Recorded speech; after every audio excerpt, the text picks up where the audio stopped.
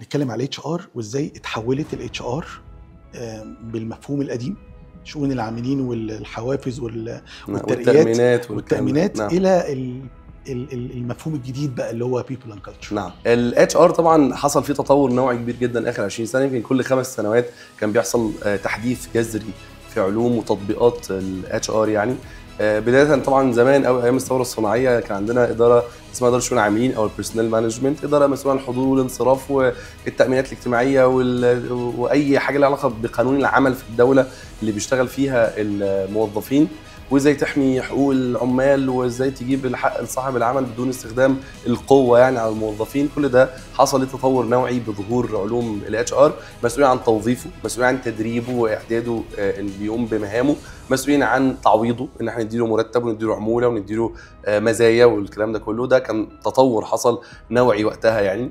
وكان بيقول ببساطه في الاتش ار وقتها انه البني ادم زيه زي الاله، يعني هو احد الموارد واحد العناصر اللي داخله في انتاج المنتج البني ادم. وبعدين تطور الموضوع ده انه لا ده هو راس مال،